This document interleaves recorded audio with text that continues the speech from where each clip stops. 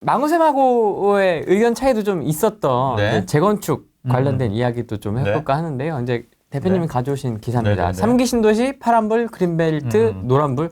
그린벨트는 진짜 쉽지 않겠다. 그린벨트는 맞아요. 만약에 민주당이 많이 집권하게 되면 그린벨트는 저희가 볼 때는 왜냐하면 민주당은 기본적으로 그 환경단체랑도 좀 연결이 돼 있어요. 맞아요. 맞아요. 그래서 이제 그린벨트 하겠다 하면 또 난리 나겠죠. 난리 나고 그리고 이제 환경단체들이 또 이제 또 입김이 엄청 세기 때문에 민주당하고 연결이 돼 있기 때문에 그린벨트 해제는 좀 물 건너 가지 않을까 하는 게 제 개인적인 생각이고요.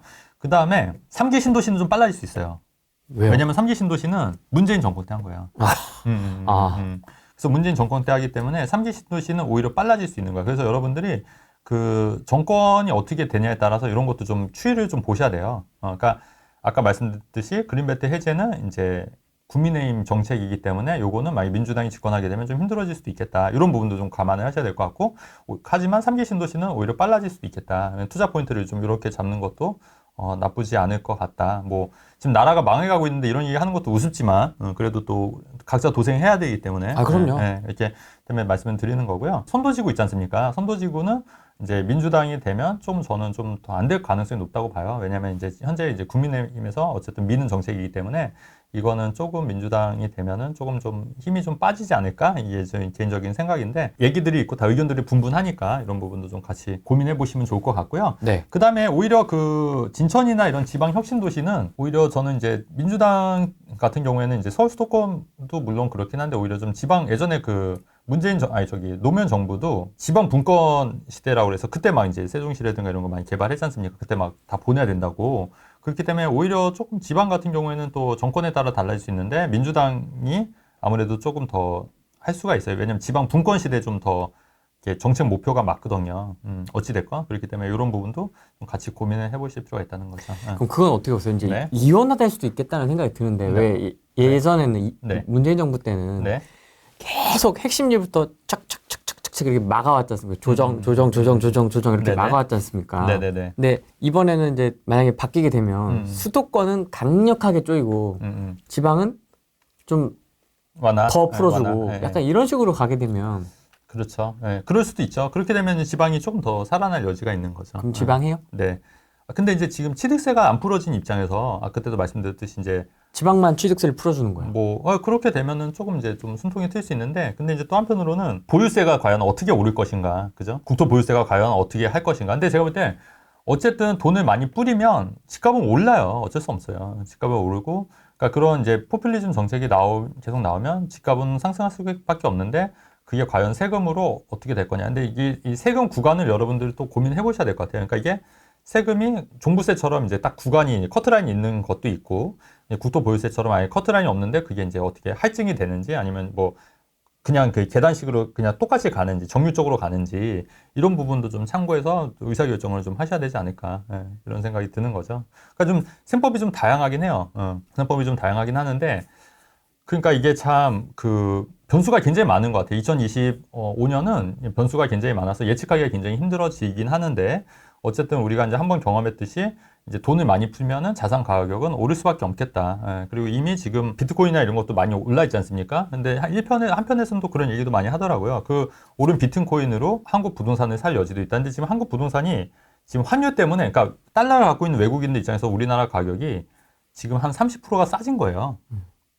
환율 때문에 달러 갖고 있는 입장에서 봤으면 근데 여기서 그러면 굉장히 20-30% 싸진 거기 때문에 충분히 이제 메리트가 있는 거죠. 외국인들이 이제 달러 갖고 있는 입장에서는. 그래서 최근에 그 발표된 거 보니까 또 외국인들이 또 편법으로 또 우리나라 부동산을 많이 사는 경우가 굉장히 많다고 하더라고요. 그래서 그런 것도 이제 생각을 해보면은 부동산 가격이 뭐 이렇게 쉽게 떨어질 거나 뭐 이러진 않을 것 같고 오히려 좀 오를 가능성이 굉장히 높겠다. 이제 다만 아까도 말씀드렸듯이 이제 세금적인 측면을 어떻게 풀어가냐 이게 좀 관건일 것 같다는 생각이 드는 거죠. 어떤 분들은 한 3월 정도까지 이런 조정이 있을 거고 그 이후에는 네. 좀 다시 분위기가 바뀌어서 네. 갈 거다. 네네. 왜냐면 연초에 이제 대출 리셋도 있고 네네. 하니 그렇게 보시는 분들도 네. 있고 상저하고 보시는 분들도 네네. 계시고 좀 네. 대표님은 저도 비슷하게 봐요. 비슷한 면에서 아무래도 이런 이제 탄핵 정국이 어느 정도 이제 해결이 될 거니까 어느 정도 해소가 될 거고 지금도 그 탄핵 정국보다는 조금 그래도 좀 해소가 됐는데 지금 또 민주당에서 지금 한덕수 국무총리를 뭐 탄핵한다고 하니까 또 한덕수 또 이제 불안해지는 거야. 그래서 좀 안 그랬으면 좋겠는데, 안 그랬으면 좋겠는데 그러면 또 이제 이 환율도 막 치솟고 난리 날 거란 얘기죠. 네. 그래서 이제 그런 게 좀 불만이고 그래서 진짜 이게 국민들을 위하는 정치인지 저는 그 말씀 좀 드리는 것 같고요. 그래서 우리도 이제 그런 부분, 그럼 이게 정말 면밀히 그런 검토, 이게 정치 얘기 안 할 수가 없어요. 이게 다 연결이 되기 때문에. 아니, 제가 상조하고 올 겁니까 여쭤봤더니 네네. 갑자기 또 그렇죠. 한덕수로 답변을 어쨌든, 하시네. 그래서 저도 상조하고로 가는 게 맞는 것 같아요. 맞는 것 같고 이제 탄핵 정국이 어느 정도 마무리되면은 전반적으로 왜냐하면 부동산이 떨어질 수가 없는 게 보세요. 금리는 내려가고 있잖아요. 금리는 내려가고 있고 비트코인이라든가 이런 자산 가치 올라가고 환율은 올라서 우리나라 부동산이 외국인들이 봤을 때 굉장히 메리트가 있게 느껴지는 거예요. 우리나라 주식뿐만 아니라 부동산도 굉장히 저평가돼 있다는 거죠. 우리나라 주식도 저평가돼 있듯이 우리나라 부동산도 외국인들의 입장에서는 굉장히 저평가돼 있는 거예요, 여러분. 왜 그거를 우리나라 사람 관점에서만 보면 안 돼요. 세계적인 관점에서 우리나라 저평가돼 있다는 거고, 그리고 우리 그 공급 물량도 박원순 시장 때 뭐 다 안 해줬잖아요. 그러니까 안 되지 않습니까? 그다음에 그린 메테이지에서 주택 공급하는 것도 힘들어질 거고, 그다음에 3기 신도시도 뭐 얘기는 했지만 계속 지지부진한 거 아닙니까? 그러니까 사실 집값이 떨어진다는 것보다는 다 오를 것밖에 없는 거예요, 사실. 냉정하게 봤을 때. 아, 근데 진짜 네. 박원순 전 시장이 시장했던 때가 진짜 한참 전이잖아요. 네네. 그러니까 공급 네네. 정책은 진짜 신중하고 중장기적으로 봐야 된다라는 게 진짜 절실히 딱 느껴지더라고요. 그럼요. 예. 그렇죠. 진짜 한 10년, 15년 후를 내다보고 이렇게 좀 그렇죠. 중장기적으로 네. 추진을 해야 되는 거구나, 이게 주택 정책이라는 그렇죠. 게. 근데 이제 다 이제 시장 바뀌면서 다 이게 다 엎어졌지 않습니까? 엎어지고 안 되고 재건축도 많이 안 됐었고. 그 박원순 시장 때 그것도 있었어요. 그 왜 개포동이나 이런 데 재건축 단지 한 동짜리 남겨놓는 거. 좋지. 근데 그거 다 없어졌잖아요, 결국에는. 근데 그것도 좀 말이 안 됐던 게 미친 것 같아, 그건 진짜. 아, 나 진짜 그거는 열받네, 갑자기. 미친놈, 이거 말이 돼, 그게? 사업성 다 깎아먹고, 그 안전사고 관리비는 어떡할 것이고, 그거 무너지면 누가 책임질 것이고. 말이 되는 소리를 해, 아니, 그렇지 않습니까? 맞아. 말이 되는 소리를 해야지, 그게. 아니, 조금씩 이렇게 평상시에 이렇게 강경하게 나오는데. 아니 어느 정도 우길 건 우겨야지, 그게. 글쎄요. 말이 되는 소리를 해야지, 그게. 그게 경복궁이냐고. 그렇죠. 근데 실제로 그렇게 했었잖아요. 실제로 존치를 했었고. 근데 어쨌든 이제 돌아가시고 난 후에 이제 다 한 거잖아요. 근데 4단지 개포 4단지 가면은 그 자리 흔적은 있어요. 그거를 높게는 안 하고 그 돌만 있어요. 그게 흔적을. 공원이 됐거든요. 그 자리가. 공원이 됐는데 그 흔적이 이렇게 써 있어요, 밑에. 4단지에서 요 돌만 이렇게 언덕이 그러니까 그 흙이 이렇게만 나와 있는 거예요. 내가 나중에 오면 한번 보여줄게요. 그 터라고 여기가. 그 정도까지는 괜찮은데 그거를 존치한다는 것 자체는 사실 말이 안 됐던 거죠. 그래서 그 되게 늦게까지 그 공사 4단지, 개포 4단지 그 공사할 때 그 자이 프레지던스 그 공사할 때 그 계속 남아있었어요, 예전에. 흉물처럼. 근데 그렇게 말도 안 되는 정책들이 실제로 했었지 않습니까? 그러니까 그런 게 이제 크게 문제였다는 거죠. 강남 재건축 민주당이 잡으면 또 지지부진해질까요? 그러니까 그나마 이제 강남 재건축은 좀 속도가 붙은 단지들이 있어서 그나마 좀 나을 것 같은데 제가 이제 좀 우려스러운 게 이제 초기 재건축들. 그런 데는 조금 이제 여파가 있을 것 같아요. 그럼 분당 선도지구 같은 거. 그런 것도 조금 저 계속 뭐 말씀드렸는데 이제 조금 이제 좀 지지부진할 수도 있겠다. 양지마을은 해주지 않을까요? 근데 그것도 역으로 생각하면은 워낙 그게 언론에서도 집중포화가 될 수도 있기 때문에 그러니까 좀 부담스러울 수도 있을 것 같아. 그러니까 왜냐면 대선이 더 목적이기 때문에 그걸로 괜히 뭐 자꾸 뭐 얘기가 나오는 게 싫을 수도 있잖아요. 괜히 긁어부스럼 만들고 싶지 않아서. 오히려 저는 또 왜냐면은 그거 빨리 한다고 하면 사람들이 또 얘기 많이 나올 거 아닙니까? 그러면은 그 대선이 더 크게 그 목적이라고 하면은 좀 그거는 포기할 수도 있지 않을까? 저는 개인적으로 그런 생각도 드는 거죠. 진고님, 네. 진천 부동산의 미래, 그 혁신도시 네네. 어떻게 좀 보십니까? 이제 지금 다들 수익권이실 것 같긴 한데. 그렇죠. 저 이제 2년 있다가 뭐 언제 매도해요? 2년 있다 팔면 일반 세율이니까 그거 그쵸. 2년 있다가 팔고 지금 1년 지났거든요. 이제 1년 있으면 이제 팔 수 있는 거예요. 일반 세율로. 근데 이제 파실 거예요? 1년 있다가? 못 팔아요. 왜냐면 갱신 청구하겠죠 아마. 전세가 싸니까. 그래서 저는 4년 보고 있어요. 4년. 3년 정도 있다가 더. 그러면 어. 그거 딱 갱신 끝나면 하실 거예요? 그때 팔려고요. 예, 내보내고? 갱신하고. 예. 갱신을 안 할 수도 있는데 아마 안 하지 않을 것 같아요. 왜냐면 전세가 지금 싸거든요. 지금 들어가 있는 게. 그래서 아마 한 3년 있다가 팔 계획입니다. 거기는. 왜 계속 안 들고 가시고요? 아니, 그러니까 그때 상황 봐서. 예, 그때 상황 봐서 좀, 왜냐면 이제 올랐으니까, 이제 올랐으면 이제 파는 거죠. 올랐으면 파는 거고, 최근에 이제 제가 갖고 있는 것 중에 이제 또 김포도 있잖아요. 김포.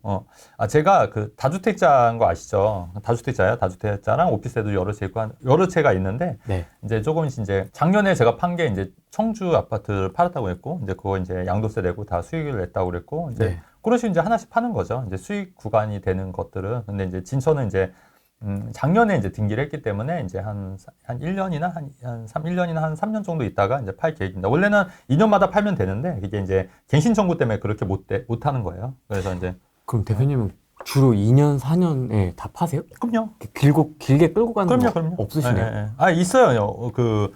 그 춘천에 있는 아파트는 그게 이제 그러니까 제가 신축도 있고 구축도 있는데 춘천에 있는 아파트는 벌써 지금 한 5년 된 것 같아요. 5년, 6년. 근데 그거 안 파는 이유는 안 올라서 못 팔아요. 안 올라서. 그럼 그렇다 치고 네네. 그러면 수익권인 애들은 보통 2년, 4년 안에 다 그럼요. 예, 예. 정리를 하시는군요. 그럼요. 예. 정리하고 이제 갈아타는 스타일이 거죠. 또 다르다, 다른 분들하고. 그렇죠. 그러니까 이제 저는 이제 그 전까지만 하더라도 주택수를 그렇게 많이 늘리진 않고 한 서너 채로 갔다가 이제 저는 이제 완전히 최종 주택을 이제 마련한 상태잖아요. 네. 최종 주택이라고 하는 거는 이제 강남의 재건축 단지가 갖고 있으니까. 진짜 좋은 거.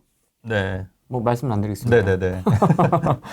그래서 이제 그거가 있는 거고 이제 그거는 나중에 재건축 되면 이제 입주할 계획이니까 이제 그거는 내두고 나머지는 이제 파는 거죠. 사고 팔고 하는 거고 수익권에 있는 것들은 좀 싸게라도 팔려고 하는 거고 지금 안 그래도 좀 내놓은 것들이 있는데 아직 뭐 그 거래는 없네요. 아직은. 그래서 그런 거. 그다음에 진천 같은 경우에도 조금 더 갖고 있어도 되고 근데 저는 어쨌든 거기는 진천은 이제 돈이 들어간 게 없어요. 왜냐면 돈이 다 회수가 됐거든요. 왜냐면은 그 내가 들어간 돈이 다 전세로 받았기 때문에 실제로 들어간 돈 없기 때문에 좀 뭐 갖고 있어도 되고 팔아도 되고 아니면 뭐 월세로 돌려도 되고 뭐 그거 크게 상관없습니다. 왜냐면은 어떤 분들은 이렇게 신축이든 구축이든 재건축이든 서울 핵심 재건축이든 한번 사면 네. 8년, 10년 뭐 이렇게 네네네. 임대사업자를 등록하시는 분들도 있고 네네. 아니면 그게 아니더라도 이렇게 좀 길게 끌고 가시는 분들도 있고 한데 근데 저는 이제 그 팔고 또 좋은 게 보여요. 계속 이제 갈아탈 수 있는 거. 근데 이제 지금은 좀 힘든 게 취득세가 이제 12%다 보니까 좀 많이 힘들어졌는데 그 전에 이제 팔고 또 새로운 거 사고 이렇게 이런 식으로 갈아타는 걸로 그렇게 많이 했죠. 그리고 이제 저는 이제 구축보다는 신축이다 보니까 오르는 상승폭이 훨씬 더 컸어요. 구축보다는. 그래서 이제 실차익도 좀 많이 난 편이고 그렇게 운영을 하고 있는 거고.